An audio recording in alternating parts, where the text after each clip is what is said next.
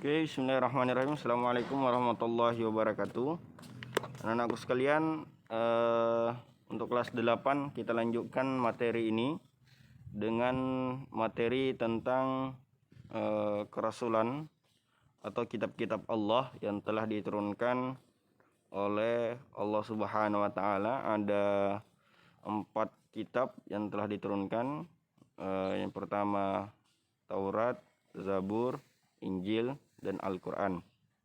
Oke, namun untuk catatan hari ini,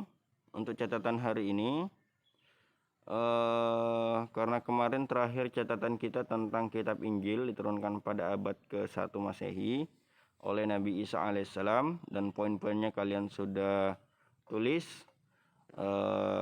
Qala inni Abdullahi antanil kitaba wa ja'ala lin nabiyya, ya. Dan seterusnya. Terus yang kedua yang kalian catat adalah tentang Al-Qur'an, ya, tentang Al-Qur'an. Kitab Al-Qur'an diturunkan pada abad ke-7 Masehi, kurun waktu tahun 611 sampai 632 Masehi. Kitab Al-Quran merupakan kitab yang diturunkan Allah Subhanahu wa taala kepada nabi dan rasul yang terakhir, yaitu Nabi Muhammad SAW. Kitab suci Al-Quran diturunkan Allah Subhanahu wa taala sebagai penyempurna dan membenarkan kitab-kitab sebelumnya. Jadi yang ditulis adalah kitab Al-Quran sampai kitab-kitab sebelumnya sampai di bawahnya. Satu paragraf. Terus selanjutnya firman Allah Subhanahu wa taala, Bismillahirrahmanirrahim. Nazzala 'alaikal kitaba bil haqq musaddiqan lima baina yadayhi wa anzalat taurata wal injil. Nah, ini ayat Al-Qur'an surah Al-Imran, surah ketiga ayat ketiga. Nah, perhatikan ya, yang tulisan kuning, wahyu pertama Nabi Muhammad SAW. Ini adalah poin, ya. Poin pertama yang diturunkan Allah kepada Nabi Muhammad SAW di Gua Hira, ya, yaitu Quran surah Al-Alaq ayat 1 sampai 5. Jadi ini yang ditulis secara keseluruhan. Ya, oke, ini saya lingkari yang mana ditulis. Oke. Yang ditulis karena yang penting. Terus yang kedua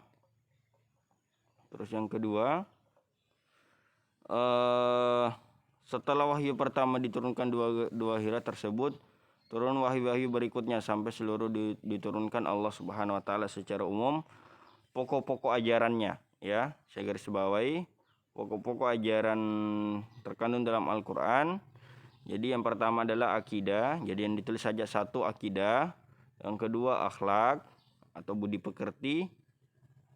Nah, jadi ditulis sampai komanya aja. Akidah, keyakinan, akhlak, budi pekerti, ibadah yang berkaitan dengan secara ibadah, tentang sholat, zakat, terus muamalah, ya. Muamalah yaitu berkaitan dengan tata cara menghubungkan kepada sesama manusia, hablum minan nas. Terus tarkik atau sejarah, yaitu orang-orang yang umat terdahulu. Jadi itu yang ditulis, ya. Poin-poinnya aja. Selanjutnya, karena ini pertemuan terakhir di bab ke-1 atau bab pertama, di halaman 13, ya, kitab Allah sebagai petunjuk bagi manusia, ya. Kitab Allah SWT sebagai petunjuk bagi manusia. Oke, tidak usah ditulis. Satu aja, kitab Allah Subhanahu wa taala sebagai petunjuk bagi manusia. Yang kedua, Al-Qur'an sebagai kitab suci umat Islam, ya. Di sini yang kalian tulis poinnya untuk poin nomor 2 adalah inna nahnu, ya, ayatnya aja yang kalian tulis. Inna nahnu beserta artinya, ya.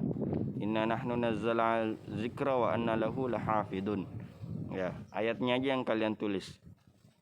Selanjutnya yang kalian tulis adalah perbedaan kitab dengan suhuf.